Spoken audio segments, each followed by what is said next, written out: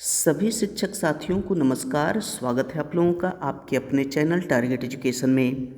दोस्तों, आज मैं आप लोगों के लिए प्रधान शिक्षक के लिए सामान्य अध्ययन का महत्वपूर्ण प्रश्नों का सेट लेकर आया हूँ। दोस्तों, इसे आप शुरू से अंत तक जरूर देखें। अगर आप मेरे चैनल पे नए हैं तो चैनल को सब्सक्राइब जरूर कर लें ताकि इसी प्रकार की महत्वपूर्ण वीडियो की नोटिफिकेशन आप लोगों तक आसानी से पहुँच सके। तो आइए शुरू करते हैं आज का पहला प्रश्न। जी हाँ, पौधे का आर्द्र पतन रोग किसके कारण होता है? जी हाँ, पौधे में आर्द्र पतन रोग होता है, वह किसके कारण होता है? तो दोस्तों, इसका सही आंसर होगा ऑप्शन बी, फाइटोफथोरा इन्फेस्टेंस के कारण। जी हाँ, फाइटोफथोरा इन्फेस्टेंस के कारण ही आर्द्र पतन रोग होता है पौधों में।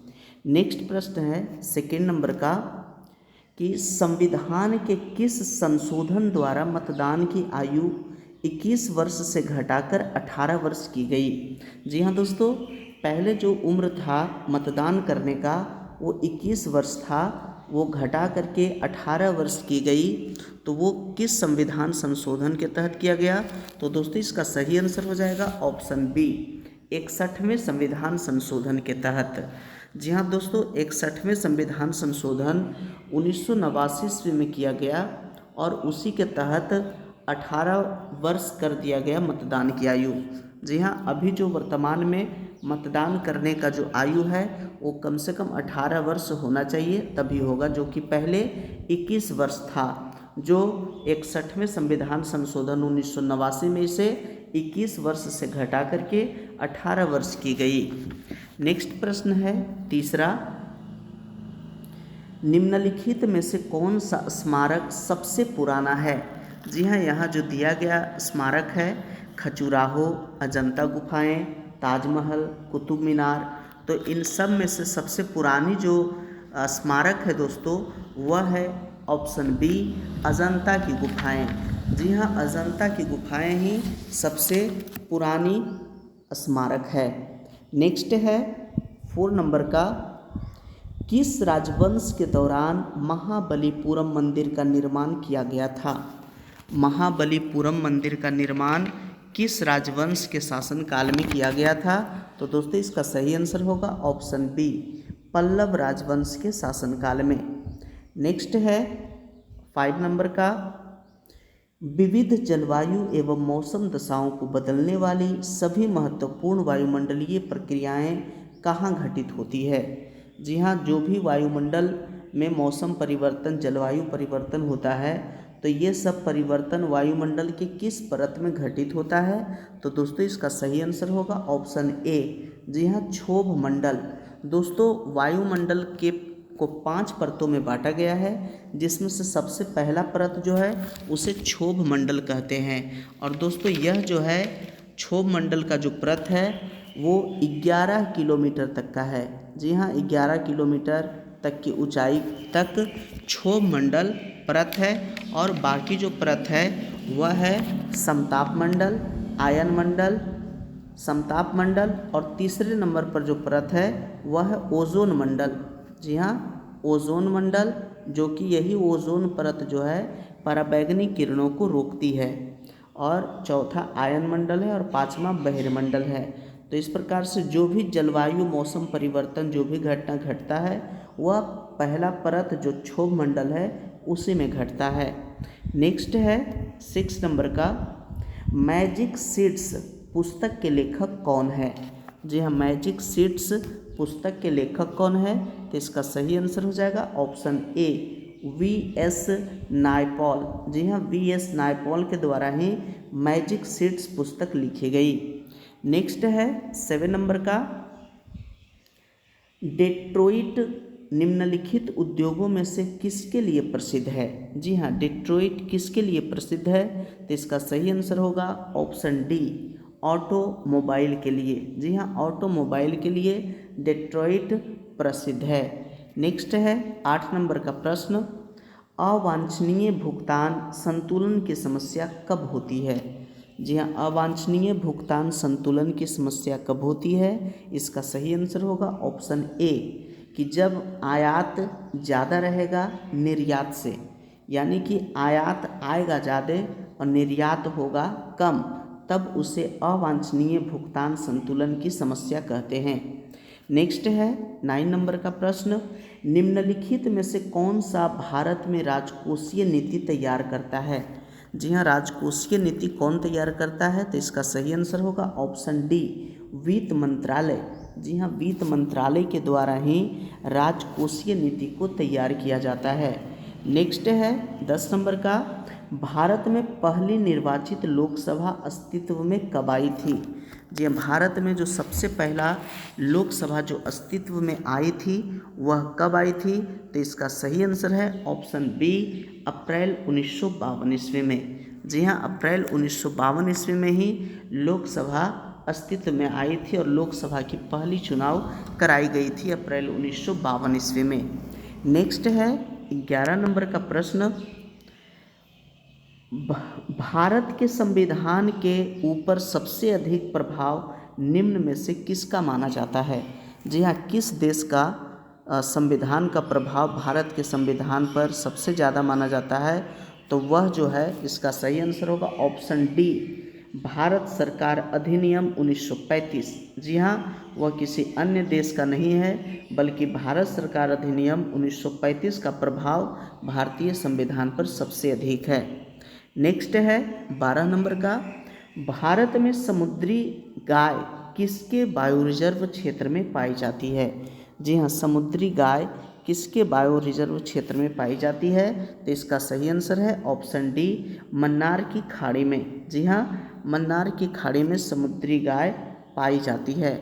नेक्स्ट है 13 नंबर का, पूंजीवाद के अंतर्गत विकास प्रक्रिया को सर्जक विनाश के रूप में किसने वर्णित किया है? जी हाँ, पूंजीवाद के अंतर्गत विकास प्रक्रिया को सर्जक विनाश के रूप में किसने वर्णित किया है? तो इसका सही आंसर होगा ऑप्शन डी, शूमपीटर ने। जी हाँ, शूमपीटर। नेक्स्ट प्रश्न है 14 नंबर का, निम्नलिखित दिल्ली के सुल्तानों में से किसने उत्तर भारत में कई शहरों की स्थापना की? जी हाँ, दिल्ली के कौन सा सुल्तान थे जिन्होंने उत्तर भारत में कई शहरों की स्थापना की? तो इसका सही आंसर होगा ऑप्शन सी, फिरोज शाह तुगलक ने। जी हाँ, फिरोज शाह तुगलक। नेक्स्ट है 15 नंबर का, मूंगे की चट्टानों के संरक्षण के लिए भारत सरकार ने निम्नलिखित में से किसे समुद्री पार्क घोषित किया है? जी हाँ, मूंगे की चट्टानों के संरक्षण के लिए भारत सरकार ने निम्नलिखित में से किसे समुद्री पार्क घोषित किया है? तो इसका सही आंसर होगा ऑप्शन ए, कच्छ की खाड़ी को। जी हाँ, कच्छ की खाड़ी को। नेक्स्ट प्रश्न है 16 नंबर का, कि अकबर का अभिरक्षक कौन था? जी हाँ, अकबर का अभिरक्षक कौन था? तो इसका सही आंसर होगा ऑप्शन सी, बैरम खान। जी हाँ, बैरम खान ही अकबर के संरक्षक थे, सुरक्षा कर्मी थे और उन्हीं के देख रेख में अकबर जो है वो बड़े हुए। नेक्स्ट है 17 नंबर का, पानीपत की पहली लड़ाई किस वर्ष लड़ी गई थी? जी हाँ, पानीपत की पहली लड़ाई किस वर्ष लड़ी गई थी? तो इसका सही आंसर है ऑप्शन बी, 1526 ईस्वी में। जी हाँ दोस्तों, 1526 ईस्वी में ही पानीपत की पहली लड़ाई लड़ी गई और यह लड़ाई बाबर और इब्राहिम लोदी के बीच में लड़ी गई। जी हाँ, बाबर और इब्राहिम लोदी के बीच पानीपत की पहली लड़ाई 1526 ईस्वी में लड़ी गई, जिसमें इब्राहिम लोदी हार गए और बाबर की जीत हुई। और दोस्तों, मुग़ल साम्राज्य की स्थापना इसी पानीपत की पहली लड़ाई से ही इसका मुग़ल साम्राज्य की स्थापना भी हुई। जी हाँ, पानीपत की पहली लड़ाई 1526 में लड़ी गई बाबर और इब्राहिम लोदी के बीच, और इसी लड़ाई के बाद इस लड़ाई में बाबर की जीत हुई और इसी लड़ाई के साथ मुग़ल वंश की स्थापना भी हो गई। नेक्स्ट है 18 नंबर का, गोवा के महत्वपूर्ण किले को बहमनियों से छीनने वाला प्रथम विजयनगर शासक कौन था? जी हाँ, गोवा का महत्वपूर्ण किला को बहमनियों से छीन लेने वाला प्रथम विजयनगर शासक कौन था? तो इसका सही आंसर होगा ऑप्शन बी, हरिहर द्वितीय। जी हाँ, हरिहर द्वितीय। नेक्स्ट है 19 नंबर का, गरीबी हटाओ का नारा कौन सी योजना में शामिल किया गया था? जी हाँ, गरीबी हटाओ का नारा किस योजना में शामिल किया गया था? तो इसका सही आंसर होगा ऑप्शन बी, 5वीं योजना में। नेक्स्ट है 20 नंबर का, मानचित्र पर समान दबाव क्षेत्रों वाली रेखा को क्या कहा जाता है? जी हाँ, जहाँ समान दबाव वाली जो क्षेत्र वाली रेखा है उसको क्या कहा जाता है? तो इसका सही आंसर होगा आइसोबार। जी हाँ, उसे आइसोबार कहा जाता है। नेक्स्ट है 21 नंबर का, सूर्य से पृथ्वी को प्राप्त ऊष्मा को क्या कहते हैं? सूर्य से जो पृथ्वी को प्राप्त होती है ऊष्मा, उस ऊष्मा को क्या कहते हैं? इसका सही आंसर होगा ऑप्शन ए, आतपन। जी हाँ, उसे आतपन कहते हैं। नेक्स्ट है 22 नंबर का प्रश्न, ध्रुवीय क्षेत्र से भूमध्य रेखा की ओर जाने पर पौधे और पशु प्रजातियों की विविधता क्या होती है? तो इसका सही आंसर है बढ़ती जाती है। जी हाँ, ध्रुवीय क्षेत्र से भूमध्य रेखा की ओर जाने पर पौधे और पशु प्रजातियों की विविधता बढ़ती जाती है। नेक्स्ट है 23 नंबर का, निम्न में से किस कार्यक्रम का उद्देश्य ग्रामीण महिलाओं में बचत को बढ़ावा देना है? जी हाँ, कौन सा कार्यक्रम का उद्देश्य दोस्तों कि जो महिलाओं में बचत को बढ़ावा देता है? तो इसका सही आंसर हो गया ऑप्शन ए, महिला समृद्धि योजना। जी हाँ दोस्तों, महिला समृद्धि योजना का मुख्य उद्देश्य है महिलाओं के बचत को बढ़ावा देना। नेक्स्ट प्रश्न है 24 नंबर का, कि निम्नलिखित में से कौन लंबी दूरी की टेलीफोन के आविष्कारक थे? जी हाँ, लंबी दूरी के टेलीफोन के आविष्कारक कौन थे? तो इसका सही आंसर होगा option D, Alexander Graham Bell ने। जी हाँ, टेलीफोन के आविष्कारक जो थे ग्राहम बेल थे, और वही लंबी दूरी के टेलीफोन के भी आविष्कारक थे अलेक्जेंडर ग्राहम बेल। नेक्स्ट है 25 नंबर का प्रश्न, टेनिस में ग्रैंड स्लैम जीतने वाले पहले भारतीय खिलाड़ी कौन हैं? जी हाँ, टेनिस में ग्रैंड स्लैम जीतने वाले प्रथम भारतीय खिलाड़ी कौन हैं? तो इसका सही आंसर हो जाएगा ऑप्शन बी, महेश भूपति। जी हाँ, टेनिस के प्रसिद्ध खिलाड़ी महेश भूपति ही भारत के वैसे खिलाड़ी पहले खिलाड़ी हैं जो ग्रैंड स्लैम जीते हैं। नेक्स्ट है 26 नंबर के, पिट्स इंडिया एक्ट के अंतर्गत निम्नलिखित में से किसे स्थापित किया गया? पिट्स इंडिया एक्ट के अंतर्गत निम्नलिखित में से किसे स्थापित किया गया?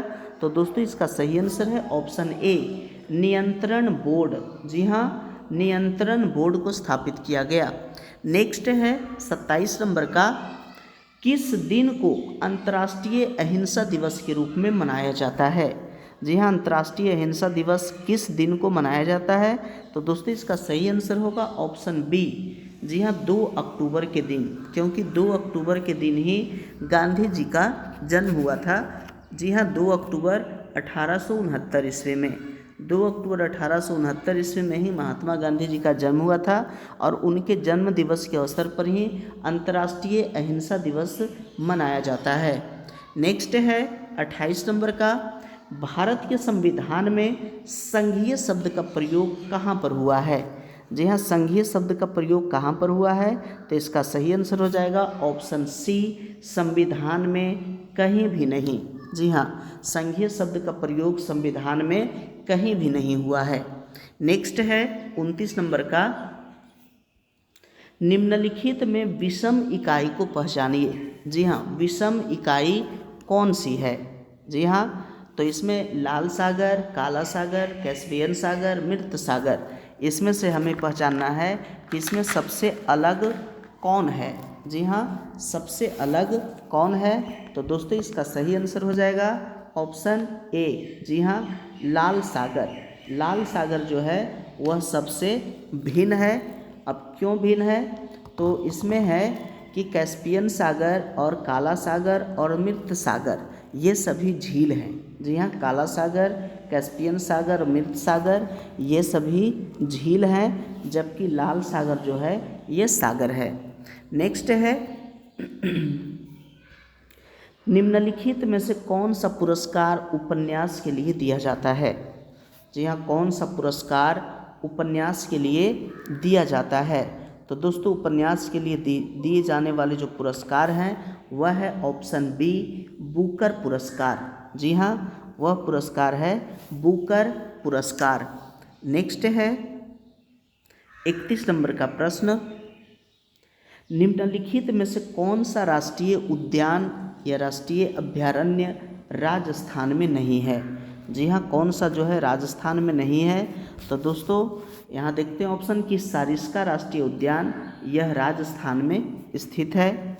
सांभर वन्य जीव अभयारण्य, ये भी राजस्थान में है। राजाजी राष्ट्रीय उद्यान, यह जो है राजस्थान में नहीं है क्योंकि यह उत्तराखंड में है। जी हाँ, यह उत्तराखंड में है। उत्तराखंड में राजाजी राष्ट्रीय उद्यान उत्तराखंड में है। रणथंभौर राष्ट्रीय उद्यान यह भी राजस्थान में है, इसलिए इसका सही आंसर होगा ऑप्शन सी, राजाजी राष्ट्रीय उद्यान, क्योंकि यह जो है राजस्थान में नहीं है। नेक्स्ट है 32 नंबर का, लक्ष्मीबाई राष्ट्रीय शिक्षा संस्थान कहाँ स्थित है? तो दोस्तों लक्ष्मीबाई शिक्षा संस्थान जो है वह ग्वालियर में स्थित है। जी हाँ, ग्वालियर में ही स्थित है राष्ट्रीय लक्ष्मीबाई राष्ट्रीय शिक्षा संस्थान।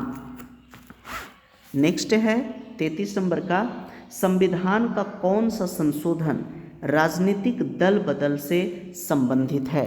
जी हाँ, राजनीतिक दल बदल से संबंधित कौन सा संशोधन है? इसका सही आंसर होगा ऑप्शन बी, 52वां संविधान संशोधन। जी हाँ, 52वां संविधान संशोधन दल बदल से संबंधित है। नेक्स्ट है 34 नंबर का, काला सागर आर्थिक सहयोग क्षेत्र में खाली स्थान देश सदस्य होते हैं, यानी काला सागर आर्थिक सहयोग क्षेत्र में कितने देश सदस्य होते हैं? तो इसका सही आंसर हो जाएगा ऑप्शन बी, 12 देश। जी हाँ, काला सागर आर्थिक सहयोग क्षेत्र में 12 देश सदस्य होते हैं। नेक्स्ट है 35 नंबर का, संविधान सभा में यह किसने कहा था कि सरकारी नीति के निदेशक सिद्धांत किसी बैंक में दे उस चेक की तरह है जिसका भुगतान बैंक अपनी सुविधा अनुसार करता है? तो दोस्तों यह कथन था यहाँ के.टी. शाह का। जी हाँ, यह कथन था के.टी. शाह का, इसलिए सही आंसर होगा ऑप्शन डी। जी हाँ, उन्होंने कहा था कि सरकारी नीति के निदेशक सिद्धांत किसी बैंक में दे उस चेक की तरह है जिसका भुगतान बैंक अपनी सुविधानुसार करता है। नेक्स्ट है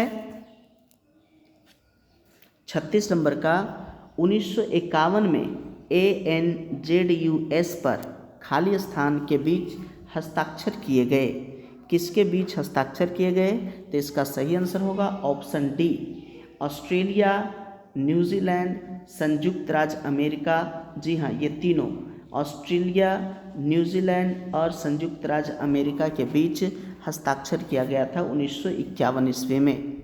नेक्स्ट है 37 नंबर का, पाक जल संधि किन दो देशों के बीच है? जी हाँ, पाक जल संधि किन दो देशों के बीच है? इसका सही आंसर होगा ऑप्शन सी, भारत और श्रीलंका के बीच। जी हाँ, भारत और श्रीलंका के बीच जो जलडमरू मध्य है वह पाक जल संधि है। नेक्स्ट है 38 नंबर का, इनमें से कौन सा सार्क का सदस्य नहीं है? जी हाँ, इनमें से कौन सा सार्क का सदस्य नहीं है? तो दोस्तों सार्क का सदस्य जो नहीं है वह है म्यांमार। जी हाँ, म्यांमार सार्क का सदस्य नहीं है। और दोस्तों म्यांमार के अलावे अफ़गानिस्तान, बांग्लादेश, भूटान और भारत, जी हाँ भारत, मालदीव, नेपाल,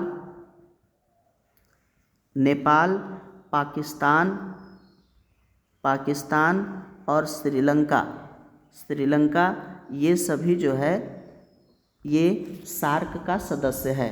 सार्क में टोटल 8 देश है, भारत, मालदीव, नेपाल, पाकिस्तान, श्रीलंका, अफ़गानिस्तान, बांग्लादेश और भूटान, जबकि म्यांमार जो है सार्क का सदस्य नहीं है। और दोस्तों यह जो है 8 दिसंबर 1985 8 दिसंबर 1985 में सार्क की स्थापना किया गया था और यह ढाका में किया गया था इसका स्थापना। नेक्स्ट है 39 नंबर का, संपूर्ण स्पर्धा में कीमत ग्रहीता कौन होता है? संपूर्ण स्पर्धा में कीमत ग्रहीता कौन होता है? तो इसका सही आंसर है ऑप्शन सी, फर्म। जो फर्म होता है वही पूर्ण स्पर्धा में कीमत ग्रहीता होता है। नेक्स्ट है 40 नंबर का, निम्नलिखित में अफ्रीका का कौन सा एक देश ओपेक का सदस्य नहीं है? जी हाँ, ओपेक का सदस्य कौन सा देश नहीं है? तो दोस्तों इसका सही आंसर हो जाएगा ऑप्शन सी, दक्षिण अफ्रीका। जी हाँ, दक्षिण अफ्रीका ओपेक का सदस्य नहीं है, जबकि अंगोला, लीबिया, अल्जीरिया ये सभी ओपेक का सदस्य है। और दोस्तों ओपेक का जो फुल फॉर्म होता है organisation of petroleum exporting countries होता है और इसकी जो स्थापना किया गया था 14 नवंबर 1960 ईस्वी में। जी हाँ, 14 नवंबर 1960 ईस्वी में इसकी स्थापना किया गया था और इसका जो सदस्य देश हैं वह है Algeria, Angola, Ecuador, Iran, Iraq, Kuwait, Libya, Nigeria, Qatar, Saudi Arab, संयुक्त अरब अमीरात और वेनेजुएला। तो इस प्रकार से ये सभी देश ओपेक का सदस्य है, जबकि दक्षिण अफ्रीका ओपेक का सदस्य नहीं है। नेक्स्ट है 41 नंबर का, प्रोटॉन की समान संख्या किंतु न्यूट्रॉन की भिन्न भिन्न संख्या वाले परमाणुओं को क्या कहते हैं?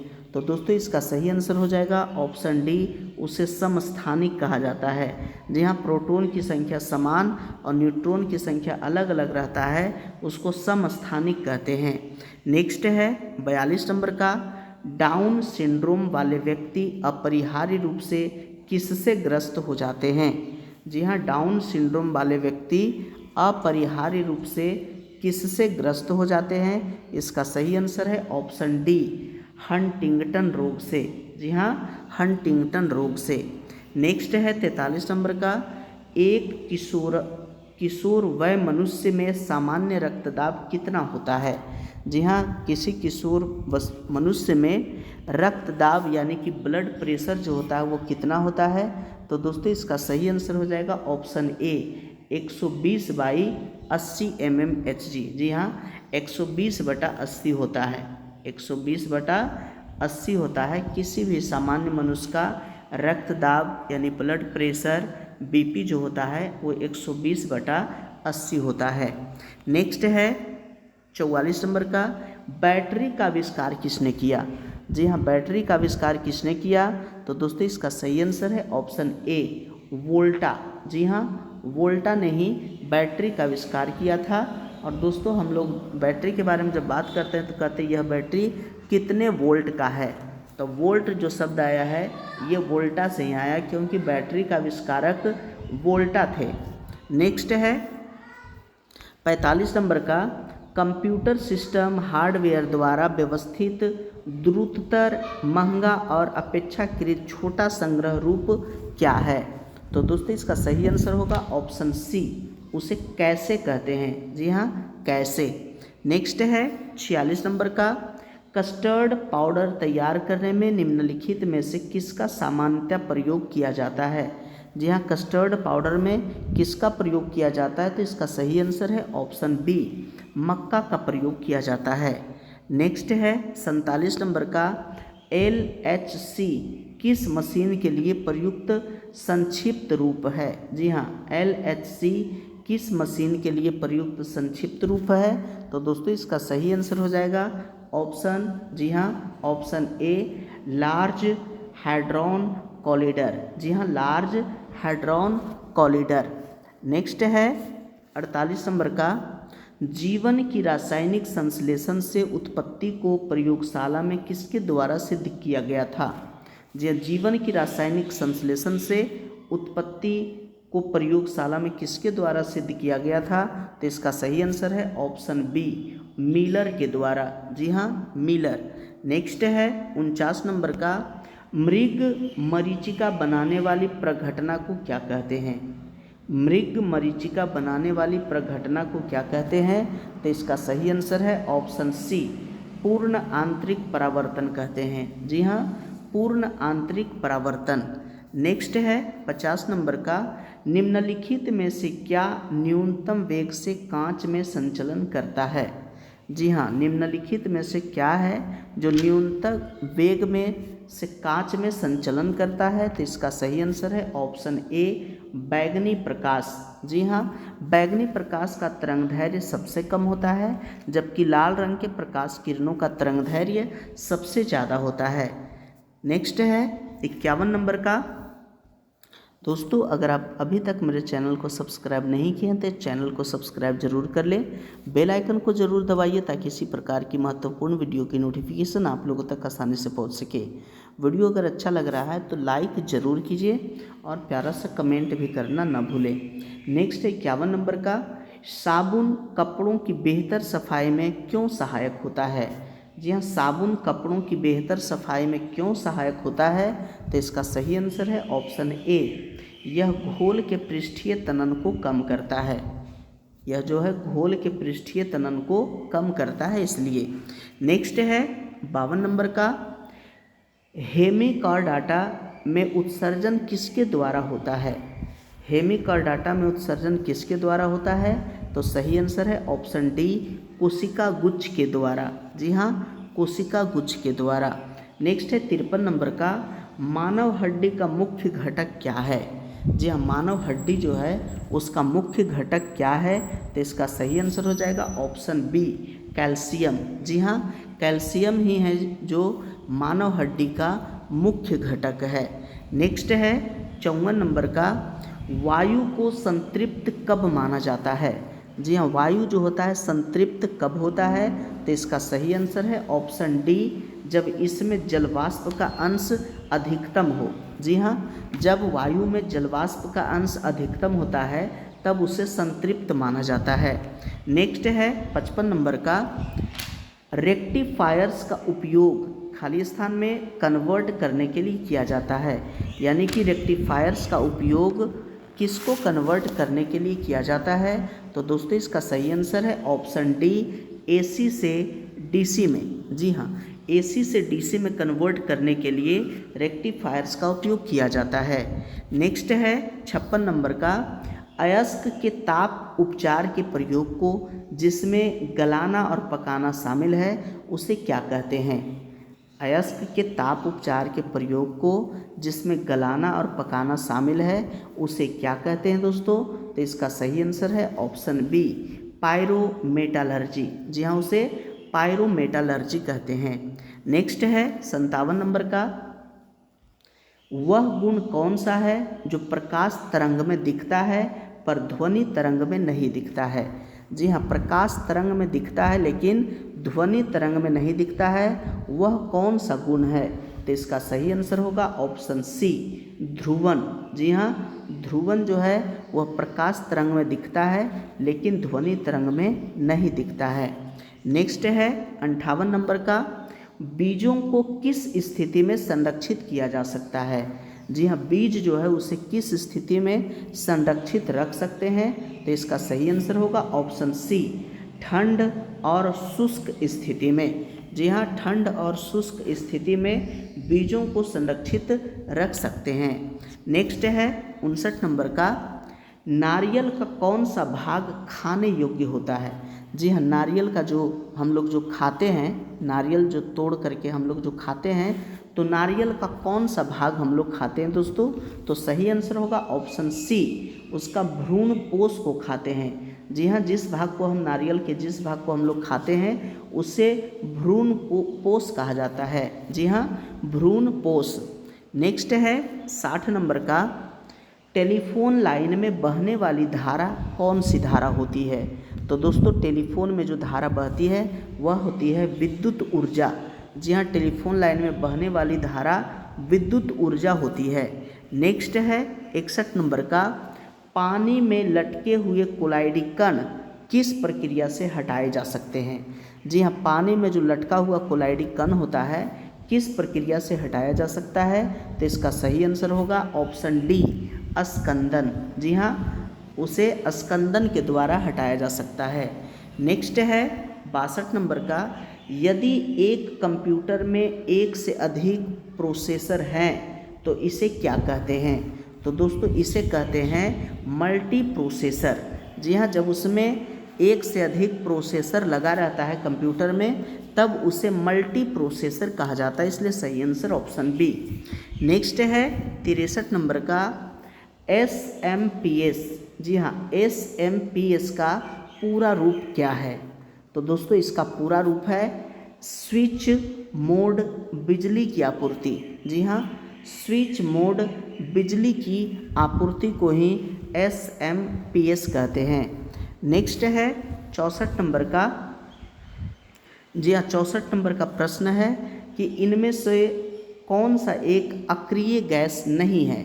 जी हाँ, कौन सा जो है अक्रिय गैस नहीं है? तो दोस्तों इसका सही आंसर हो जाएगा ऑप्शन सी, कार्बन। सबसे पहली बात कि कार्बन जो है वह गैस नहीं है, कार्बन जो है यह ठोस पदार्थ है। जी हाँ, कार्बन ठोस पदार्थ है, और तो इसलिए सही आंसर ऑप्शन सी होगा। और रेडॉन, आर्गन, नियोन, इसके अलावे हीलियम, जी हाँ हीलियम, और ये 154 जो होता है रेडॉन और जेनन। जी हाँ, रेडॉन, यहाँ रेडॉन दिया गया है, आर्गन भी दिया है, नियोन, और XE जो 54 होता है जेनॉन का, तो ये अक्रिय गैस है, जबकि कार्बन इसका गलत ऑप्शन है, इसलिए सही आंसर ऑप्शन सी है, यह अक्रिय गैस नहीं है। नेक्स्ट है आज का अंतिम प्रश्न 65 नंबर का, कि जब ग्रेनाइट की चट्टानों का कायांतरण होता है तो वे किस में परिवर्तित हो जाते हैं? जी हाँ, जब ग्रेनाइट की चट्टानों को कायांतरित किया जाता है, कायांतरित होता है, जब बदलता है तो वो किस में परिवर्तित हो जाते हैं? तो दोस्तों इसका सही आंसर होगा ऑप्शन बी, वह नीस में परिवर्तन हो जाते हैं। जी हाँ, वह नीस में परिवर्तन हो जाते हैं। दोस्तों तो आशा करते हैं कि ये वीडियो आप लोगों को अच्छा लगा होगा। यदि अच्छा लगा तो लाइक कीजिए, कमेंट भी ज़रूर कीजिए। अगर अभी तक मेरे इस चैनल को सब्सक्राइब नहीं किए हैं तो प्रधान शिक्षक की तैयारी के लिए चैनल को सब्सक्राइब जरूर करें और बेल आइकन को जरूर दबाइए, ताकि इसी प्रकार की महत्वपूर्ण वीडियो की नोटिफिकेशन आप लोगों तक आसानी से पहुंच सके। वीडियो देखने के लिए बहुत बहुत धन्यवाद।